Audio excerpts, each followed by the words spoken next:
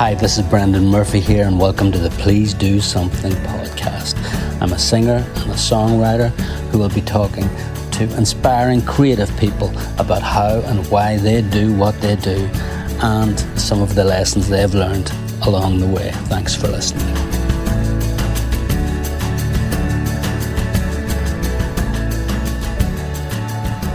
As the four of us prepare to release a brand new album in 2024, I got the chance to sit down with my good friend Greg Canty over a series of episodes and talk about the albums that brought us to this point.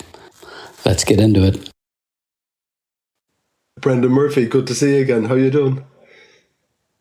I'm good, Greg. Yeah, I'm good. Or as the case may be, not see you because our broadband signal isn't good enough and I can hear you, but I can't see you.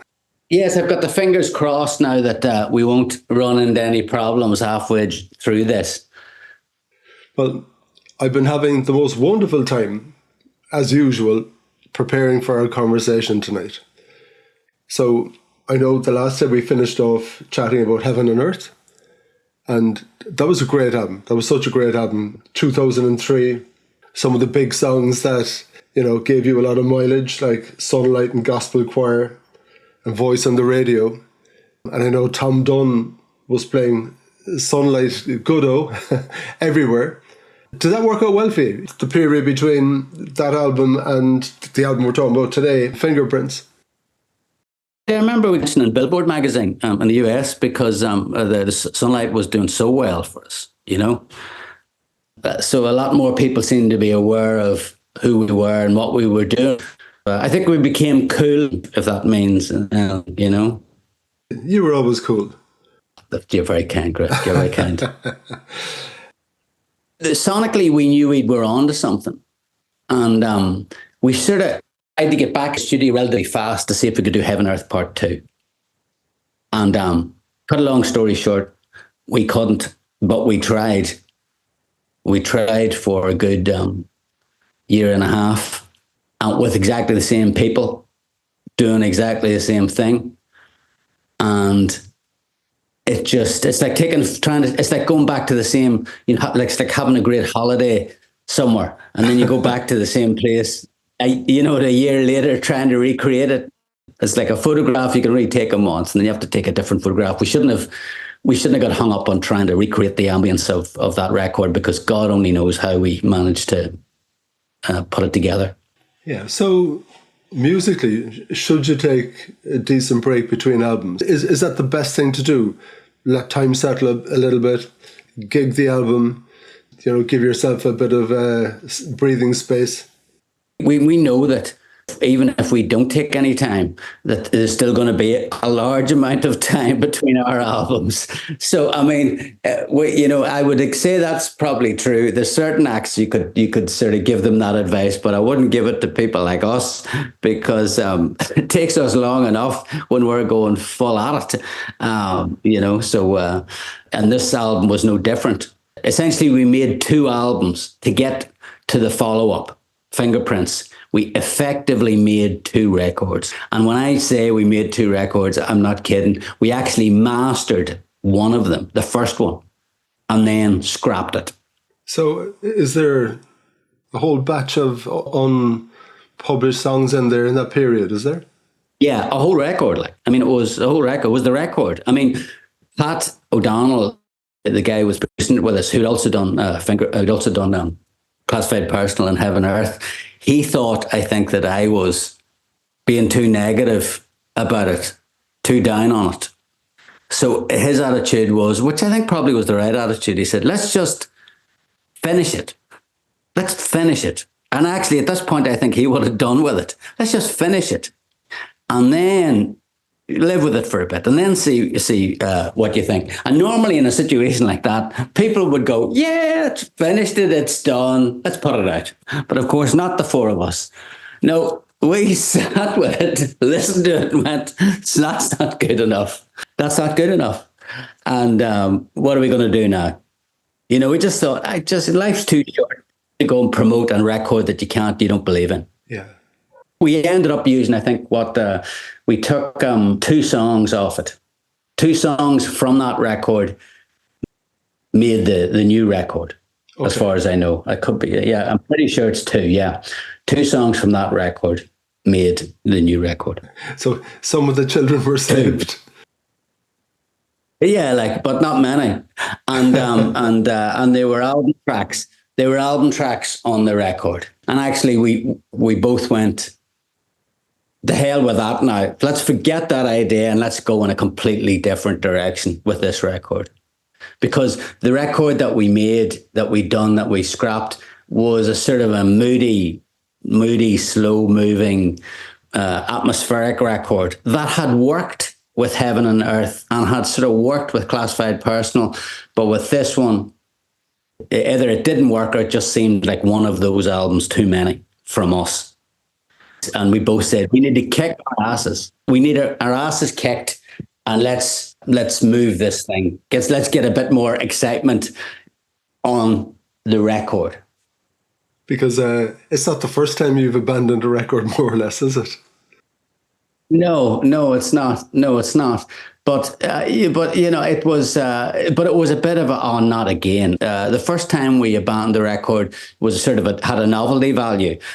This time it was a bit more like, come on, guys, surely. I mean, you were sort of beating ourselves up. Someone along the line should have seen this coming. Also, we'd spent a lot of money as well, you know, a fair bit of money making it. We'd done it. We'd gone up to Amberville, you know, there was musicians, all that stuff. So we were trying to figure out, what do we do now? Where do we go now to make a new record? And I had an idea that I foisted upon Declan, basically. And the idea was, because Pat O'Donnell, who had worked with us at this point, he didn't really know what we wanted, and I think he liked that record, for the record that we abandoned, more than we did. So for him it was like, well, I don't think I can help you because I don't really know what it is that you want, you know what I mean? So we sort of decided, sort of jointly at that point, to take a break from each other and go somewhere else. And the question was where, because I didn't trust myself and Declan to pull it off without the help of somebody, and the somebody was normally Pat. I had also been trying to improve my songwriting, speed it up a bit, let's put it that way. You know, I was giving myself a hard time because I thought, why are you so slow at writing these tunes? Let's speed it up a bit. And as I said, I knew Sharon Vaughan, who, you know, a good friend of mine, who was spitting out songs on a daily basis, and I thought I could do with a bit of that attitude. And she was fantastic. You know, I'd been hanging out with her in Nashville for a while at that point, off and on. And Sharon organised a writing camp in Galway. We hired a sort of a cast. She hired a castle, and got 7 or 8 songwriters, English, American, Swedish, and a couple of Irish, in for a week to just write songs. It was fantastic crack. She invited me. And on that week, I met an English guy called Kevin Malpass.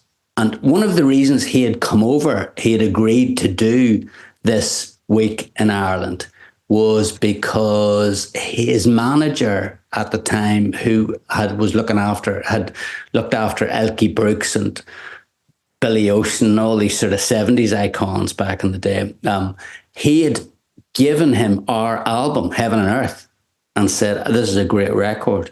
You should work with people like this. So then when my name came up with Sharon, he couldn't believe it. It just seemed like sort of fate. So as soon as I landed in Galway, you know, me and him became fast friends. And I thought in the back of my mind, there's a guy this guy was brilliant with tracks, building tracks, you know. But first time I'd really seen somebody who could create tracks on a laptop, if you know what I mean, really sort of fast. You know, he was very good at drum programming, just very fast, in a way that a lot of people are now. But he was like that back, you know, 20 years ago. So I suggested him to Declan, the stranger, as far as Declan was concerned, to get involved on trying to make this new record. That was a first for you, was it? Well, yes and no. I mean, I think yeah, both with when we were with CBS and Sony, and they had put some producers our way. Mark Ferda on Songs for the Tempted. We had worked with Mick Glossop on the Man Alive second album we'd worked. It wasn't completely a new thing for us. I just didn't trust us at that point. I thought, you've already spent 18 months getting it wrong. So, you probably do need somebody from the outside in to look at this and maybe help you along. And the fact that Kevin loved Heaven and Earth, I thought, well, he knows what it is that we're sort of going for. So I suggested it to Declan, and then he agreed. And then at this point, I also thought, right, enough. We're spending too much of our own money here. Let's just spend somebody else's money. And the lucky recipients were EMI Records in Dublin. I have a good friend, Kieran Goss, who had done a licensing deal with him, a really good deal for an album he was making. And I thought that's the sort of deal that would work with us. So basically you retain ownership of the album, but the label gets a 5-year license for it, and just for one territory. But they give you an advance to make it. It was a very, very good deal done by a very, very good guy who ran the company at the time, Willie Kavanagh, who had actually been the head of marketing at CBS when we had released Songs for the Tempted. So I knew him well, and I knew that when I walked into the office and suggested that he would go for it. So we had the funds, we had the producer, now we just had to make the record. Okay. So when was the album born? Well, I think the album was born when the other one died, pretty much, and you salvaged 2 songs from it. Do you remember what songs they were? Yeah, the 2 songs we salvaged, as far as I know, were Flesh and Bone and Disconnected. 2 of the, actually, I think maybe there was 3 songs, the last 3 songs in the record. Disconnected, Flesh and Bone, and Late Night Destruction.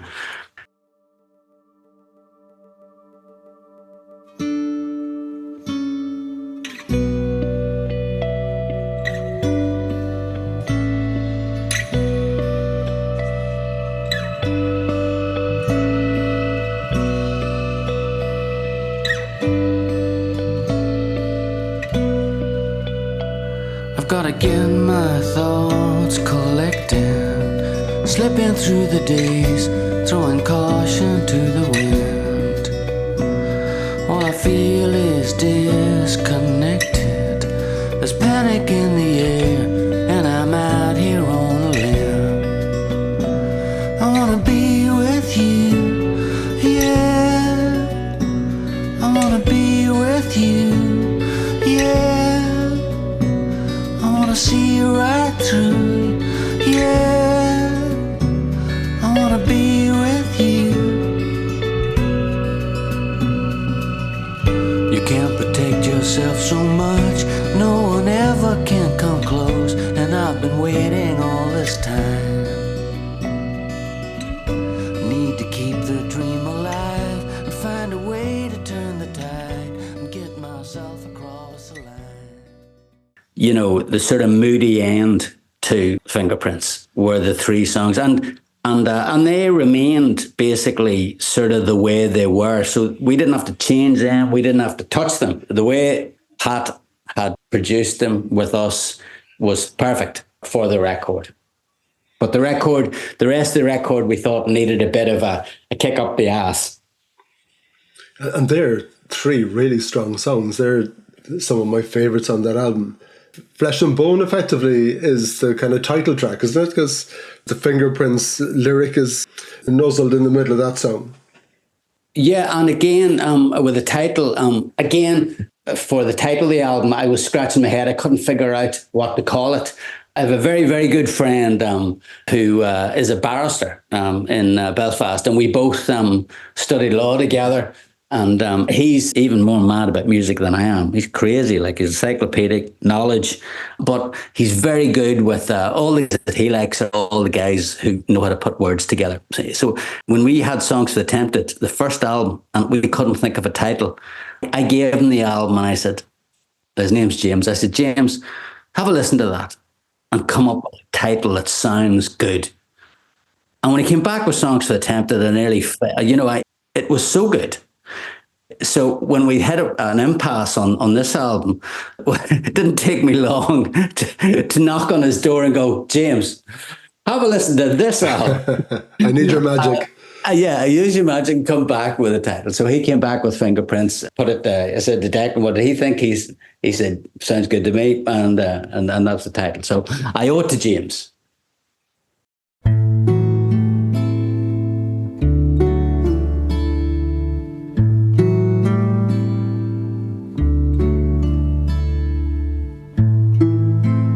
Flesh and bone, we stand alone.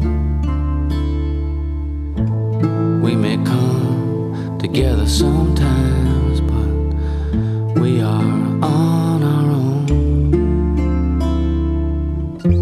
Scattered diamonds shining in the sun, sparkling and gone.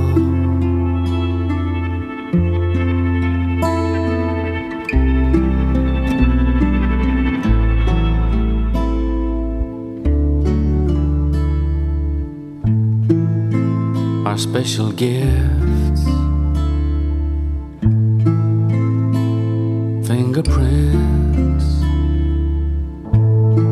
our weakness, the way we kiss, we stand alone. That's a really great song. It's absolutely gorgeous. And you're absolutely right, Disconnected follows the same sort of a lost theme. Yeah, those three songs are a bit lost. And Late Night Destruction is downright nihilistic, really. Exactly. You're a man on a mission. You're going to keep on killing yourself. Yeah, exactly. I mean, but over three songs, that's interesting.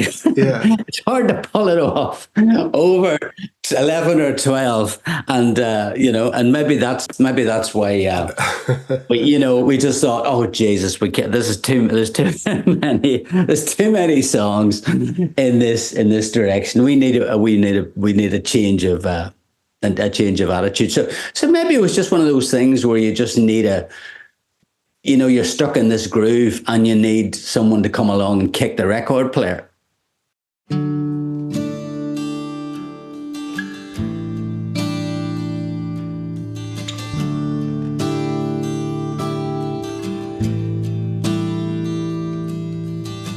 Sometimes in the early hours, I want nothing in my head.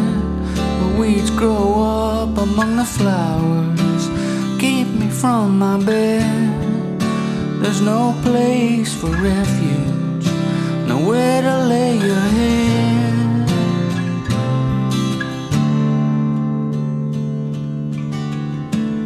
In the afternoon, going through the motions, like the hands on the clock, killing time, pretending that I'm working, a prisoner in the dark.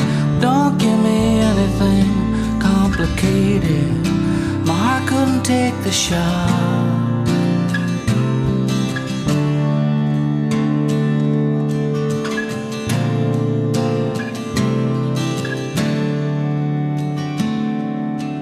To escape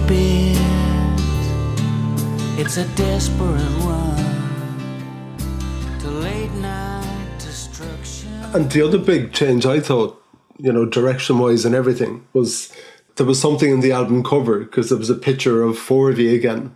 Who were the four? Obviously, you and Declan. Who were the other two pictured on the album? Well, it's Peter McKinney, who's drummed with us since he was our drummer on Songs Attempted. After Songs Attempted was sort of practically done, and we didn't have a drummer. Most of the stuff on that was programmed drums. Peter came in, and then he effectively became our drummer. He was by far the best musician on stage anytime we did a gig. So we had him in the cover, and we had Conor McCraner, who, again, phenomenal bass player, a session guy from Northern Ireland. He's done a lot of stuff with a lot of different people, can play double bass, can play lots of different things. And we just sort of thought, let's try and be a band for this record. Let's see what it feels like to be a band. And this was the record that after this record, we knew we would never be a band.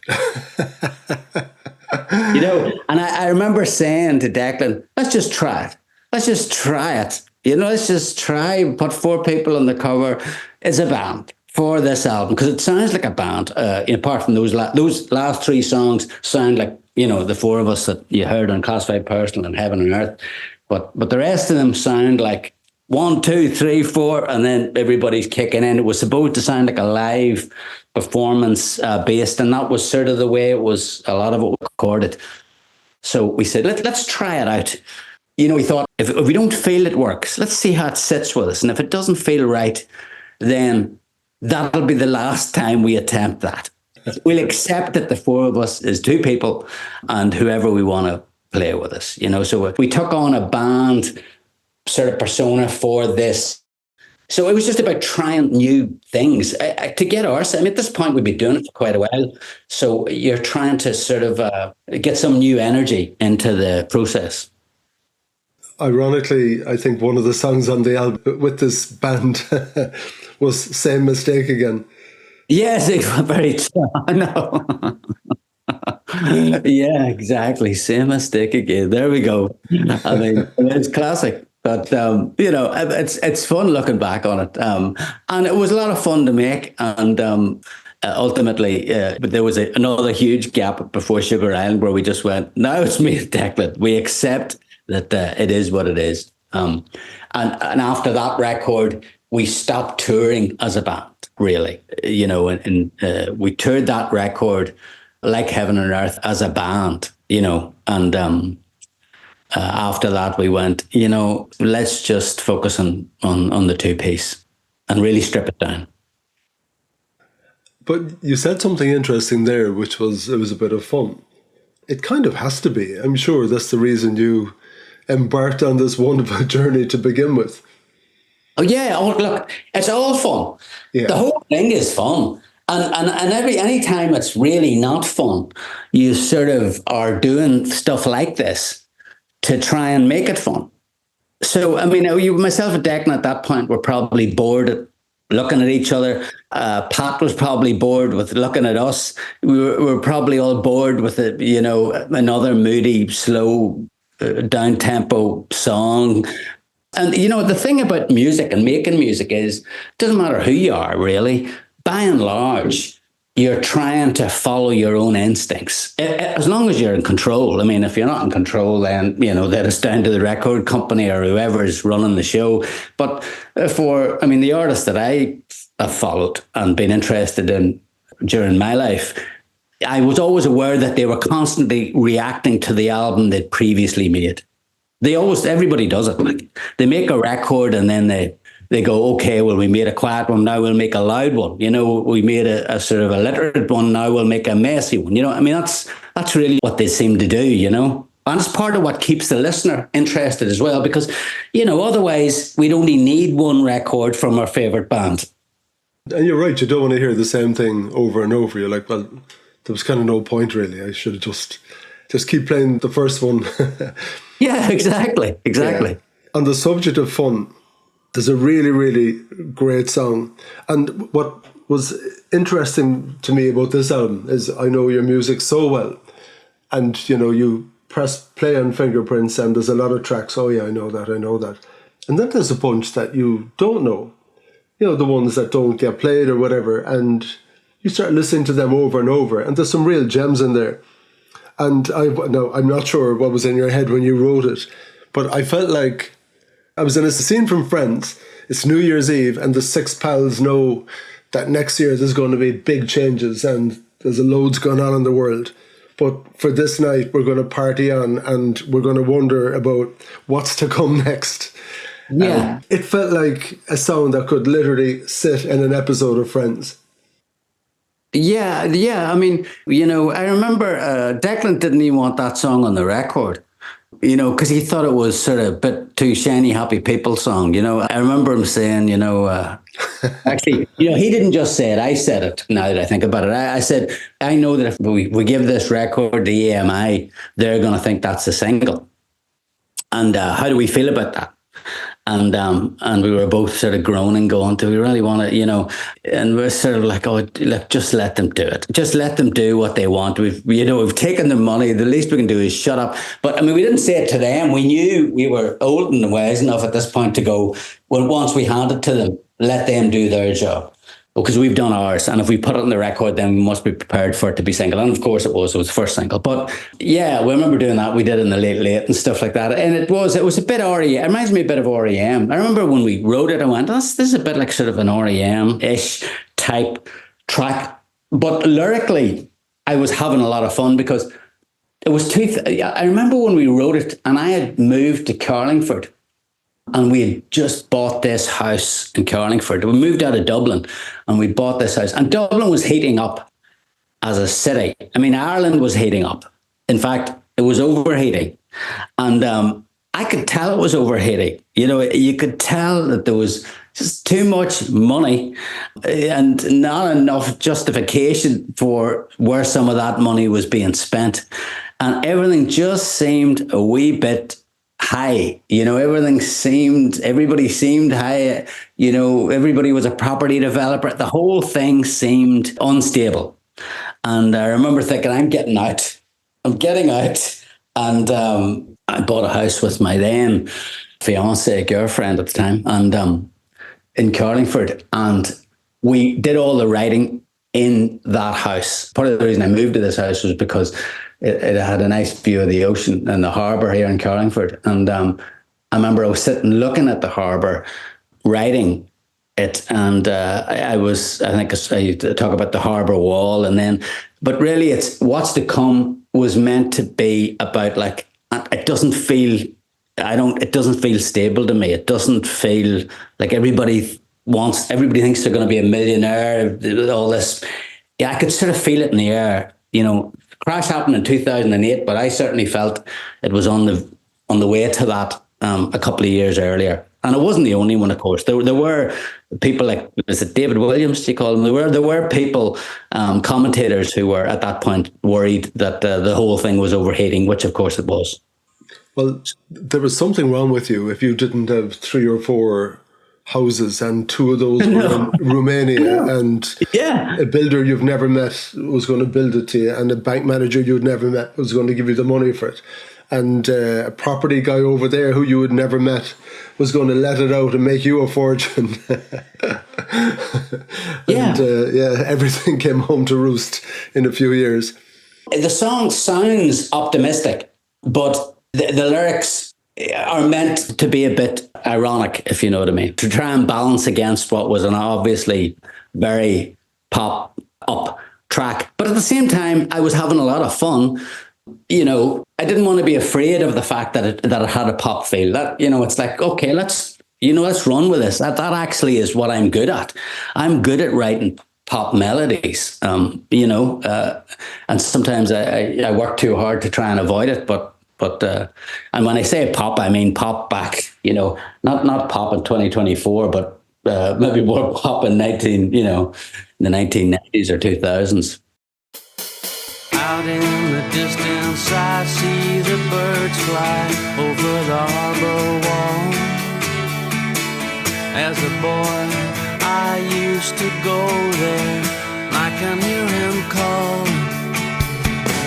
Take a breath, you're almost there. Climate's changing, there's something in the air. I'm not running scared. What's to come?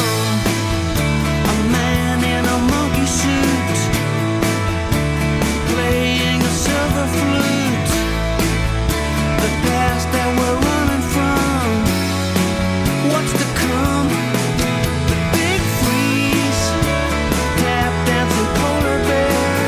Wake up and I'll be a millionaire. Feels like we've all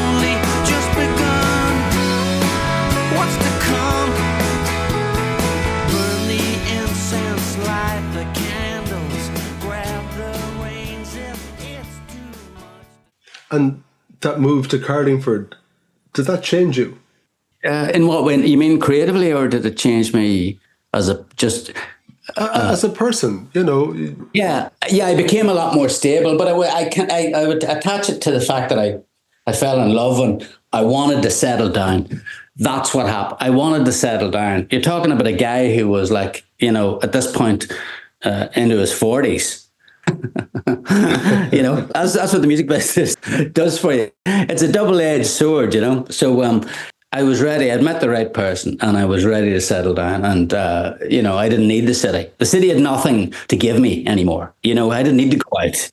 Whatever it had was for the single Brenton Murphy. It wasn't for the guy who wanted to settle down. Carlingford was perfect for it. But Carlingford also managed to get me a house that was. It was great because when Kevin came here, like basically the whole record, my girlfriend at the time moved out of the house for the period that we were making the record. Yeah, she's a smart woman. Yeah, she moved out of the house.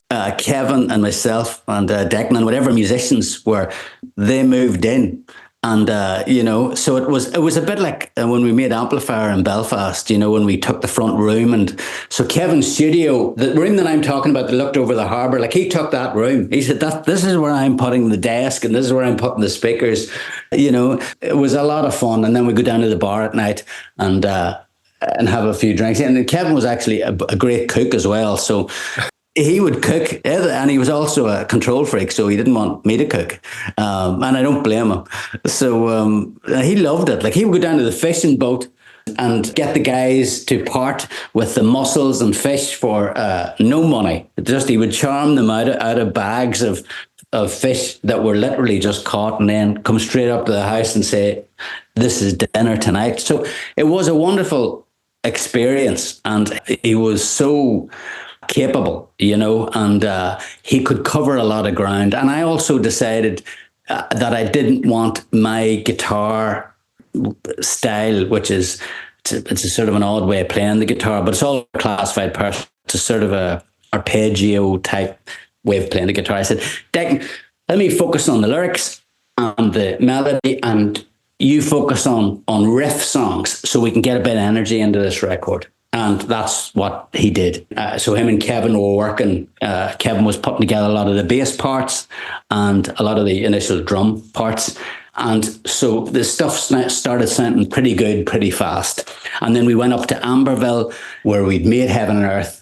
And he brought an engineer over from London. And then basically the band came in and played those parts that were written by Kevin and ourselves. And so the whole thing, and then it was mixed over in London, so it was like a bit old school. It was a bit like the old days, because we had record company money, and we had a producer, and it was the right time to do that, I think, for us, because as I said, we just felt a little like we needed a bit of a kick in the ass after the record that never was. I heard some new things on the album, a few things that I hadn't really noticed before, and you're probably going to tell me now they were all there before, but you didn't notice, Craig. As I was saying to you, I've been really enjoying the album. I was out walking the dogs today with my headphones on. There's a full moon. The two dogs were going left and right as usual. Some lad talks to you and says, "Who's walking who?" The usual smart comment. So I was listening to, ironically, the song Free Spirit at that moment, thinking, yeah, that was my two dogs anyway, that's for sure. A lovely song, but was there a bit of banjo going on there? There was something different happening guitar-wise on that track. Yeah, that is a song that, now that I think about it, that was written by myself, Declan and Enda, probably written between the Pat period and the Kevin period, when we were just up working with Enda. There was a couple of songs on this record that are neither Pat songs nor are the songs that were around the Kevin song. Blue is one, and Free Spirit was another one. And basically what it was Enda had bought a bouzouki. Yeah. If you know what that is. Bouzouki was popularised by Andy Irvine in Planxty. And we were all huge fans of the first Planxty album. And he had brought this instrument and really incorporated it into Irish traditional music. And Enda had bought one of them. we said, we've got to write a song with that. We've got to write a song using that thing. And so I picked it up and starts mucking about with it. It just sounded so flighty. And we were laughing as we were sort of trying to think of songs. Then Declan starts jamming away. And I had that title. Sometimes I have a wee book, and to stop me singing stupid stuff, I basically have a wee book of titles, and I try and throw the title somewhere into and then it's word association. You try and work backwards. Free spirit. Okay, what would that be? What's the music telling you? What's free spirit?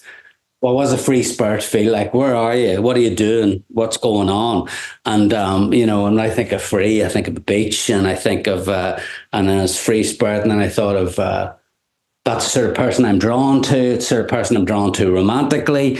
Okay, let's second. Now I've got a story. I'm in a romantic relationship with someone who's a free spirit, and why am I talking to them? Maybe they're separated from me. Maybe they're not with me at the minute. But that's why I like them, because they're a free spirit, and I have to let them go. If you put that, if you love somebody, set them free. That's and this person is like that. So, that's what's running through your head. They're playing together. Declan's playing the guitar, and is playing the bouzouki, and I'm trying to put these words to fit into free spirit with this loose story around it. So it was written pretty fast, actually. I think it was written maybe in one day. It was all about the bouzouki. It started with the bouzouki, and it started with ending the bouzouki.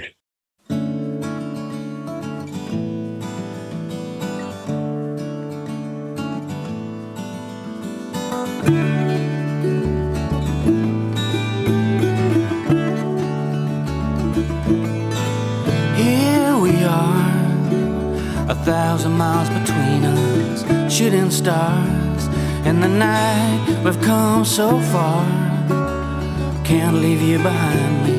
Everything reminds me of who you are. Innocent and free, so alive. Running wild through my mind. And days that last forever. Everything I'm thinking of. Summer night, take flight. Follow the ocean line, heartbeat, bare feet, running on an empty beach, lying down with the sound of waves crashing round. This free spirit, in your eyes I realize you can read between the lines. I'm lost, and I can't deny it. Hold on to what you've got deep inside, this free spirit. And much like the song Blue, which was very similar, except that was written when Enda was up in Carlingford. We had the house, I think, now Declan might this, I'm pretty sure, and he had brought a keyboard. There was a keyboard up in the house because we were doing those sessions, but there was no musicians there, and Enda must have called up just to have a look at the setup, and he started playing it. And I remember thinking, at that time, I was so concerned with not having any slow songs, that Enda starts playing this, slow piano thing. And I'm going like, oh yeah, that could be like a Coldplay type feel, a Coldplay. All really in other words, what I'm thinking is, right, we're going to make this lively. We're going to keep it up. We're not going to go in the flesh and bone late night destruction. We're not going to go into that with dirgy area. We're going to keep it up. He's playing slow, but I'm going to find a way to make it uplifting, Well, Jesus, I couldn't do it because the chords that he played were just so emotive. They were sad. Yeah, they were sad and emotive, and I was trying to pull it out. I didn't want to go into I didn't want to go there. I was fighting it all the way. And then at some point, I must have started singing. I probably was singing stuff that was trying to be energetic, and the two guys were looking at me and sort of shaking their head, mournfully, like. And then at some point, I accepted it and went the other way. They're like Sinatra chords. It sounded like a torch song, and the chords were so emotive that I thought of one of the saddest things that I could possibly think of, which is because at this point I had definitely fallen in love. like definitely fallen in love. And looking back on it, I don't know if I'd really ever been in love before that. It's a long time not to be in love. I had, not to say that I hadn't met lovely people and all, but I'm talking about falling hard, you know. And I remember thinking, imagine if I missed that. Imagine if I had missed that. I thought that that's what it was, but I'd let it go. And then after letting it go, I'd realized what I'd done, but it was too late. And then many years later, or even a few years later, you bump into that person on a street corner and they've moved on and you haven't, even though you really want to. And I just thought that would be tragic. And I could see myself having done that. I could see how it would have been so easy for me to have done that. So that song just poured out of me. The vocal on it is amazing. The very, very last line in it where you kind of leave the listener on it. Is it "see you again" or something? I'm not sure exactly the line. Yeah, no, it's a play. It's a play on the word "I'll be seeing you." I'll be seeing you. Yeah. Yeah. So the idea is basically like, I'll be seeing you, bye bye, but also I'll be seeing. I can't get you out of my mind, and I never will. As a matter of interest, did you sing that along with the keyboard, or was the vocal done separate? Well, it's very interesting that you said that, because that track was done with the vocal and the piano at the same time. So there's no click track on that. But basically, Enda sat in. This was done in Ambleville, lovely big piano that he's got there, and we knew the song at this point. It took a few takes because the vocal on it, there's a lot of da da da da da da da bam in the vocal. It sort of is going down in steps. Blue, this sort of crack. So I'm trying to think, was Pat involved with this? But it was definitely Enda anyway. I think Pat might have been involved. But basically, it was recorded, the vocal and the piano together. And it's a real piano, and it gives it its magic. And then Kevin, who is sort of classically trained, he did the strings on it. And we wanted not to be sort of too, over the top strings, but like and he did we just left him with it, and he did a phenomenal string arrangement in the center of it. So it's just a lot of lucky breaks. But lyrically, that's one of the best songs I've ever written.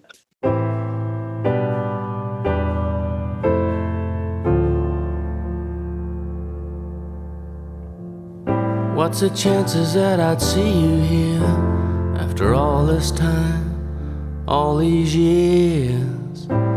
Seems like only yesterday I was holding you. Are you someone else's sweetheart now? Do you still hang out with the same old crowd? Everybody else has settled down with somebody. White in a chiffon dress, trimmed in lace, bright in the midday sun. Blue is a color that I see on you. Blue, just seeing you. And I won't remind you what you left behind. You nearly need to shake yourself after listening to that song. It is so beautiful and so sad and emotional. Yeah. Well, as I said, it sort of poured out of me. I know that guy. I know the guy. I know the guy who's singing it. So it wasn't a big step for me to. And that's the sort of thing, what I look for in singers that I listen to or that I like. The first thing I say is, I don't care whether he can sing. I don't care or shouting or whatever, do I believe him? If he's saying he's angry, do I believe him? If he's saying he's heartbroken, do I believe it? Do I buy it? And if he's saying he's drunk, do I? I mean, I want to know it. I want to feel that.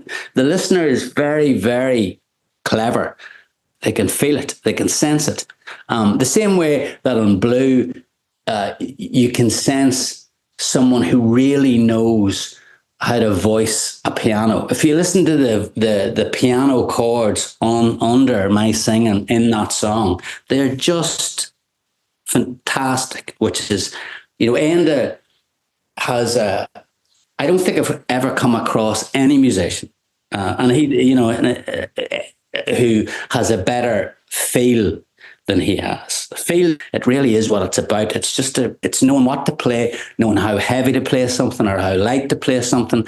But how you play it is what, certainly for someone who's trying to write a song over it, the emotion is in the voicings of the instrumentation. It's hard to get that when you're not playing on real instruments. When you're writing songs on laptops, there's a sort of subtlety that's lost, which is why I think that a lot of the kids today, if you listen to a lot of the soundtracks that you hear in films and all that, it's all the old stuff. Why is that? It's because there's more soul in there's more musicians, there's more performance on everybody's part, There aren't too many tracks where you sing so unaccompanied. If I think back through all of the albums, I can't think of too many. Yeah, I don't need much accompaniment. That's the fun thing. If you're going to, the thing about my voice is that I have a subtle voice.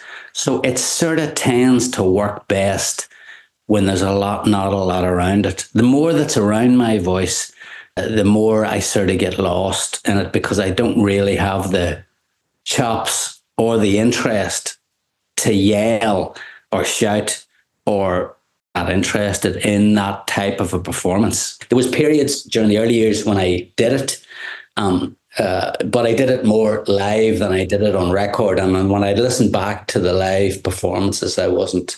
Now, there's some people that can do it all, the Van Marsons of this world, but you weren't Ian Gillan from Deep Purple. No, exactly. No, exactly. No. Bono was an example of someone who's got a great whisper and a great yell. He's really good on both. And that's not Robert Plant's another guy.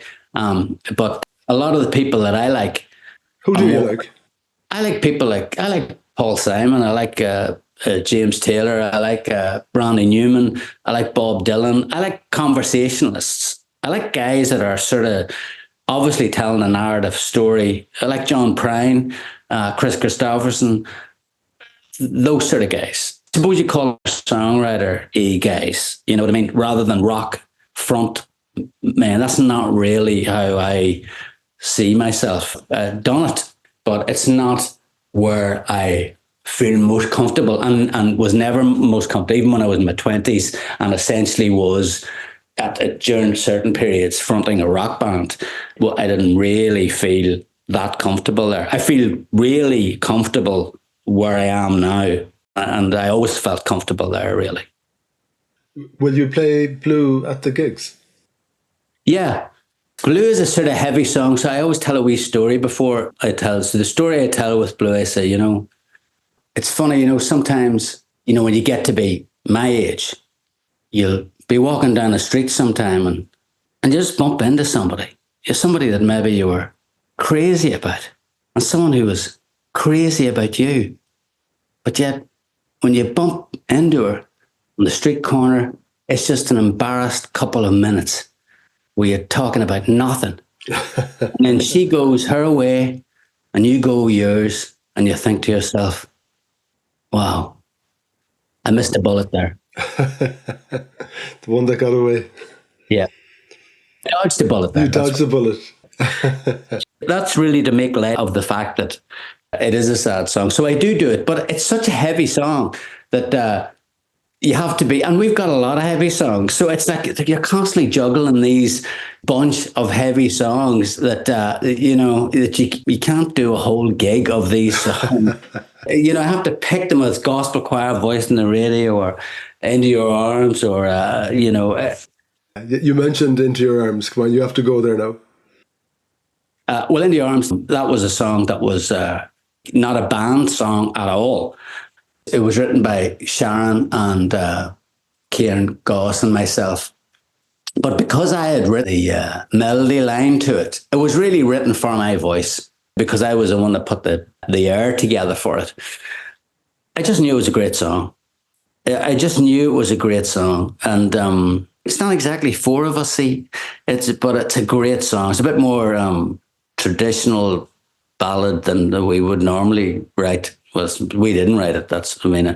It was written by Kieran and Sharon and myself, so that probably explains why it doesn't sound like a four of a song exactly. But I just knew that it was too good a song not to have on the record. It was just too good, and I was right because people love that song. And tell me, when you bring those songs back to himself, does Declan have an issue with them, or is that all good? Yeah, ultimately, if Declan has a big enough issue with them, I just wouldn't go there. I think that, he knew it was a really good song.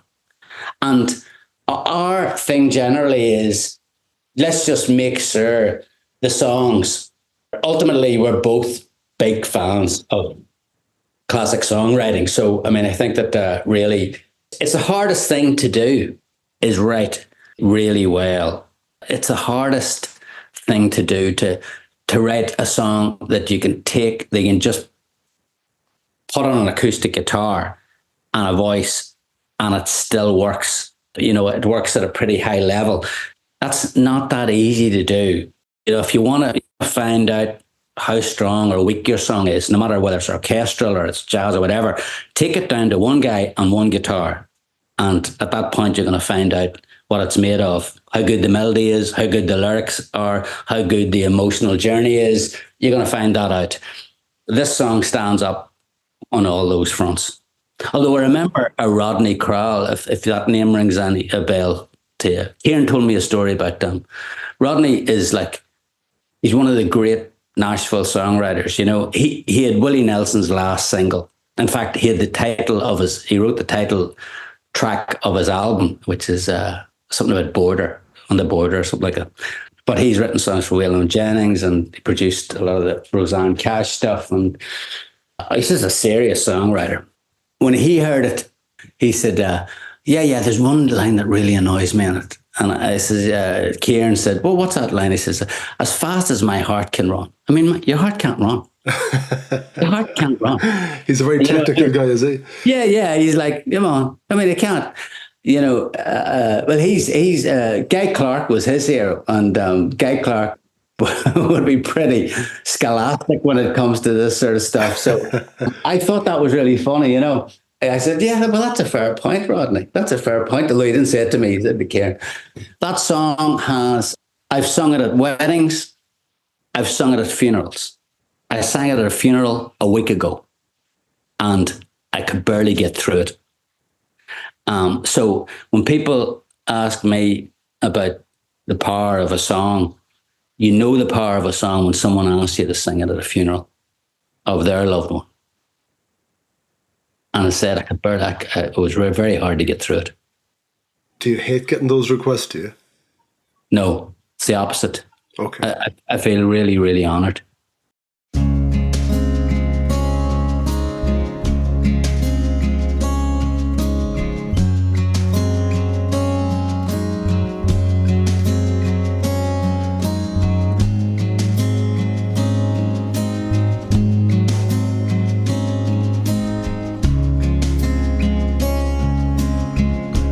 I see the moon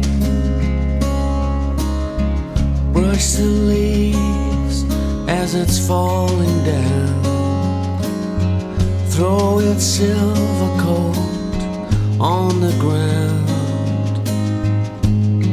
For us tonight, I hear the wind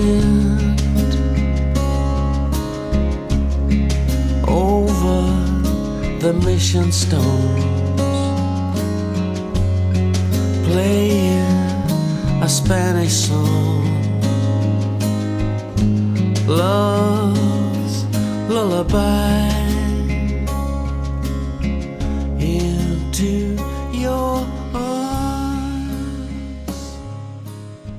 just as fast. Because part of the reason I got into making music is because when I heard, like, you know, Elvis, and when I heard King of the Road by Roger Miller, I remember thinking, wow, imagine if I could have that effect on someone else that that person has had on me by just those 3 minutes. I mean, they literally just, I forgot about everything for those 3 minutes. And not only that, but I want to keep going back to that 3 minutes. I mean, even as a kid, I knew that was like a profound privilege if I could pull it off. You know, imagine writing a song that has that impact on other people. If you're really crazy about music, which I was and am, then it became the most important thing in my life. Songs and songwriters and singers and music when I was a teenager. It literally was the most important thing. The highlight of my week was buying a new record from an artist that I absolutely loved. But I do remember thinking, if I could do that for a living, then I would have to find a way to learn how to write the sort of song that has impact on other people the way those guys have written songs that have an impact on me. So whether, as I said, whether it's any occasion, if someone asks me to sing anything of ours, but having said that, it has to be of ours. If somebody asked me to sing fucking, you know, Wagon Wheel, yeah, or Wagon Wheel, then no, it would be a polite no, because then that's not exactly the same thing. Yeah. You know, it's the same reason why we don't do covers, really. Sweet Love. Come on, let's put smiles on everyone's faces now and lift it up. Sweet Love. Well, that's just big. You know, again, I think that was Kevin and Declan came up with that rhythm. And remember, you know, I was in love, you know, so I was like, just bought a house. I knew I was going to marry this person, and I was in love, you know, so let's sing about it. Why not? I mean, it's the oldest trick in the book. It's fucking what's on your mind. What's on my mind is how lucky I am. Okay, let's do it. You know, everybody else will do it.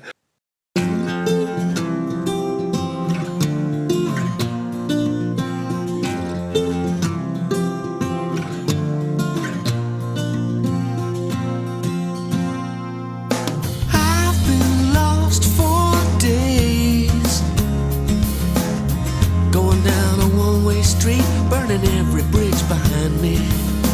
I've been in a haze, 1,000 faces, but all I see are ghosts. Open up this heart before I fall apart. Give me a kickstart. Your sweet love's gonna come and rescue me.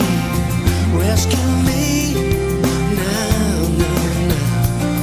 Your sweet love's gonna get me off my knees, turn my whole world around.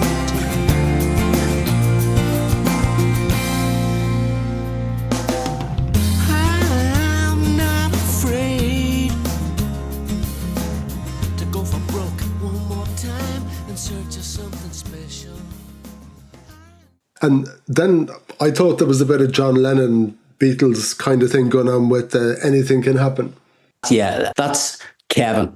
Kevin's co-written some of these songs, and he is a classical guy who would be a big fan of the Beatles. He's like sort of a heavy piano style, so he wrote these sort of like big chords on the piano, and it seemed like a power ballad, you know, again, something that we wouldn't normally try. But I was like, at this point, hey, let's go for it. Because I knew that Kevin would be able to orchestrate the music around it to make it have that sort of big power ballad type effect. So it was like, anything can happen, like a sort of a song with a big chorus, you know. I thought, I'm just going to have fun with this and see where my melody can take me. And it's also a song about losing people. You know, you have friends, and I don't mean like lose. I mean sort of like you have friends for quite a period in your life, and then you don't have them for whatever reason. They just you have one argument, or they just distance themselves, or you distance yourself from them, and you have to say goodbye to a lot of the memories that you know, maybe you've spent half your life with. You know, there's so many in-jokes with that person, but just through life circumstances, or sure, even if they meet the wrong person and you don't get on with that person, you sort of think you're going to have friends for life.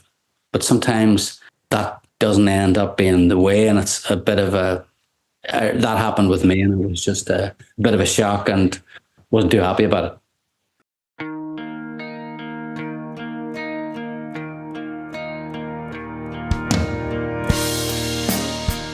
There's a captured past in photographs, days that I spent with you.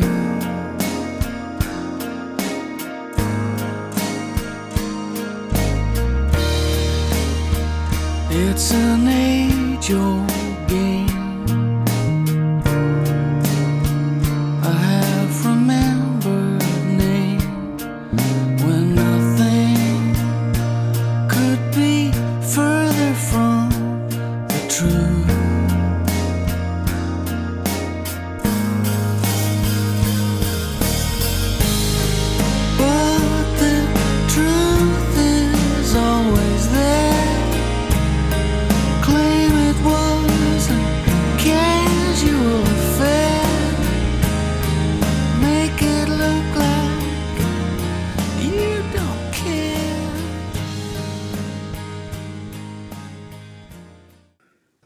You know, you moved to Carlingford, so you change where you live, and the same people that you might be popping out for a drink with, that's not as possible anymore. Yeah. You've fallen in love, so you end up spending a lot of that free time with this new person. So the buddies you used to hang out with and watch the matches and all that kind of stuff, that's gone. So those things do change. I mean, that song, that's what it's about. It's just like sort of, you don't count your chickens before they hatch type of thing. It's like you just don't know what's around the corner. Yeah. Diving in the river isn't an option, is it? I don't know. That's a funny song. You know, that's a song that I don't know where I got the lyrics from. I don't think I thought too much about it. I think I was just having a lot of fun with the fact that it's a very different feel for the four of us, that type of song. Again, Kevin's influence. And then I wasn't playing any guitar, so it was Kevin and Declan riffing off each other. So it's a very dynamic sort of track. We used to call it driving a rover. So instead of diving a rover, we'd call it driving a rover. There are moments when I catch a glimpse of something perfect, but I'm so distracted that I barely notice. I can truly say this time I'm completely focused. Hit between the eyes, hit between the eyes.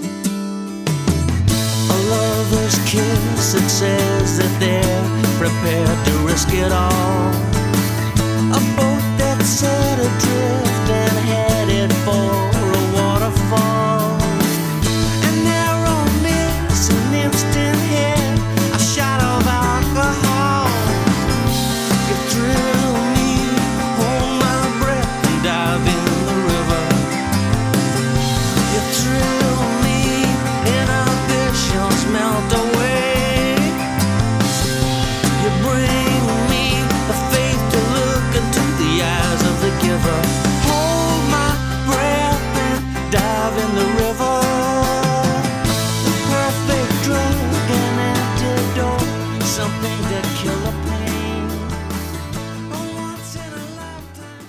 I mean, again, there was a lot of fun. We had a lot of fun making that record. You know, we had a lot of fun in Carlingford when we were making it. We had a lot of fun in the studio in Amberville when we had Peter and Connor we had an engineer. Kevin was producing it. Wildflower, which was the opening track, we've never sounded as big as that. Like Kevin had the bloody orchestra going on practically behind us on that track. It was like, wow, let's just make a really big anthemic song. You know, that we were sort of having fun with the fact that we were working with a guy who really didn't know how to do it small. Yeah. Even when Kevin thought he was being small, he was still being practically operatic, which was great fun. There's a beautiful, very subtle backing vocal on it. And on the different tracks with your vocal, I rarely hear it. I'm not sure where I hear it, to be honest. But on that track, it comes in at a few points. Who was the backing vocalist? I would say it was me. Okay. I can't imagine at that point. Declan now does the backing vocals. We've got a record just coming out, or just out. Probably by the time this episode comes out, it will be out. And Declan, for the first time, is really singing backing vocals on quite a lot of the songs. But at that point, I don't think he was singing. I'm pretty sure it was me. I would have been tracking myself. Kevin wouldn't have been looking around the studio for Declan to put on the backing vocals, you know. I don't think at that point. To find a rose, I held thorns until my hands were ripped and torn. But you're a master of disguise, and I have come to realize there's no temple, there's no shrine to keep you confined. Out of sight, I'm running blind. For how long is it gonna be this way? I can't stop counting every night and day, every minute, every hour. Wildflower, I can't see you now. Love will have to grow or die and struggle to survive, but it keeps holding on. Relentless as the driver's seat, that is what I need to be. I can hear you calling me. For how long is it going to be this way? I can't stop counting every night and day, every minute, every hour. That's a gorgeous song. What a fantastic opening track. And I know we've had this conversation before. You obviously put a really strong track at the beginning to kick it off. At the time the album was released, was that your favourite track? No. My favourite track on the record was Blue. And it's still my favourite track on the record. You start off with a song that you want to have impact. We thought, well, we've gone down this road with this guy who really knows how to put big sounds together and to blow things up. And, you know, you're also, part of your job is to surprise people. And we thought, well, this is a bigger sound than anybody's heard from us in a decade. Let's just go start off all guns blazing. Whereas if we had come on, if Blue had been the first song, it would have been, well, you know, great and all as it is, you know, it's more of the same with the four of us. Whereas this was, you know, a bit more, in fact, the first couple of songs are quite sort of dynamic. We were sort of having fun with the fact that we'd made a big sounding record. So I'm going to sign off on this album with you in a moment. But before we do that, we have to talk about Crescent Nights. It's not all about the old Brendan, it's about the new as well. Tell me, what can we expect? I love this record. You know, when Fingerprints came out, I knew it was a pretty good record. We've seldom got it wrong. We're always really happy when we put records out because we spend long enough making them that the songs live for a long time before anybody else gets to hear them. So we know if there's anything that's really not good enough. And actually, we've another CD full of songs that didn't make the record, and actually there'd be 2 of them. So this record, Fingerprints, I remember going to Nashville after that record, and I started writing some songs with other people, and I came back with a whole suitcase of them. And I remember thinking, there's not enough of me in these songs. And I remember thinking, but is there clearly enough of me as a lyricist in the songs that I've written to date? Is there clearly enough personality in those lyrics?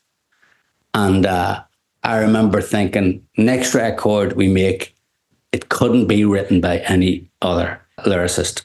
It literally go that far, which basically means telling your story in a really clear way. And the Nashville thing, what it did teach me was, don't hide from making sense. Don't hide from making sense. There is mystery in writing lyrics that make sense if you write them well enough. Whereas the younger me used to not want to be hooked on a pin. You know, it's like, it could be about this, it could be about that. I have less interest in that now. And on Sugar Island, I had less interest on it. But to answer your question about Crescent Nights is like that. Lyrically, it couldn't be written by anybody else. So Sugar Island and Crescent Nights are very similar that way. But Crescent Nights is more like this in terms of like, it's a big sounding record for us. It's a big sounding record. So the soundscape is much bigger than Sugar Island is. But lyrically, it's a lot of stories from the past. And luckily, my stories are Declan's stories because, you know, he's my younger brother. And being very practical about it, it's available to order directly from the website? Yeah, and it's also available. I mean, we're not even putting it in the shops this side of Christmas. We've got a sparkling vinyl. You know, you'll be able to buy the vinyl and the CD. But really, next year is all about Crescent Nights. We've taken our online community on the journey of Crescent Nights. So 2024 is really about them. 2025 is about trying to get it out into the wider world. So we're playing the UK, touring the UK with it and stuff like that. So yeah, we have a lot of work to do. And it's a big sounding record. Myself and Deck are going to be touring it mainly that way. So we are now trying to figure out how to make our sound bigger without actually having more people on the stage. So I'm going to give you a really difficult task, and that's summarize Fingerprints for me and pick a song to talk us out. Well, Fingerprints was the album that I think it was the record where we went, you should be shaking it up. We should end on the same mistake again, because you said it very well. We made the same mistake we made, mistakes are what it's all about. Mistakes are what it's all about, because without Fingerprints, there would be no Sugar Island. Fingerprints was the last record where we kidded ourselves that we were a band in that sense of the word. But yeah, it was a lot of fun to make. Everybody was fantastic.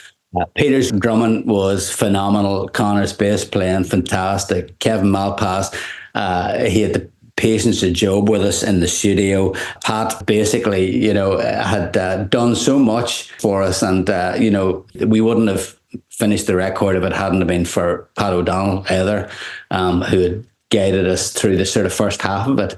And I have a lot of fond memories of that record, Yeah, so maybe it wasn't a mistake after all. No, maybe it wasn't a mistake. If you listen to the same mistake again, it sounds like a guy who sounds like he quite enjoys making mistakes. Brendan, thank you so much. Catch you again soon. Cheers, Greg.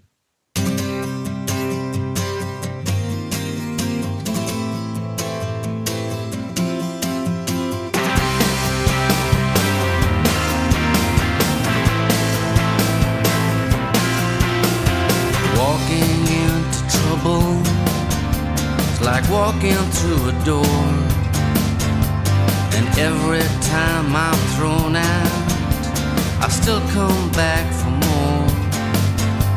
If only I knew better, I'd stay down on the floor. I don't need a friend, I don't need a heart to pull myself apart. I'm just trying to keep my head above ground level, falling, tumbling through this world. I can't help myself, won't make the same mistake again.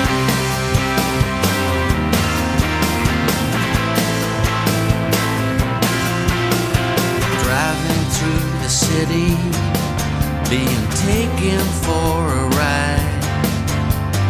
skyline looms above me.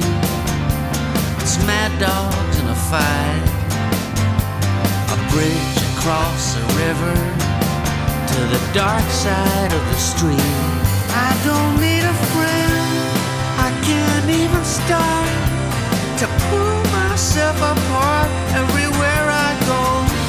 The sun has set as I try to keep my head above ground level, falling, tripping, tumbling through this world. I can't help myself, won't make the same mistake again.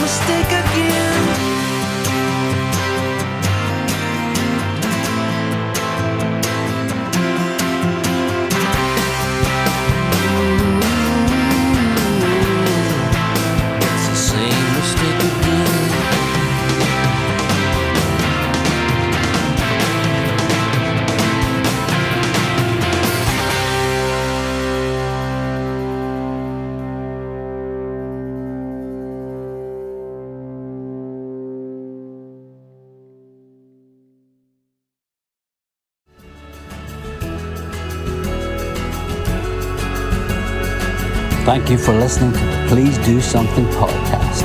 If you'd like to get in touch, just send an email to brianmurphy@me.com.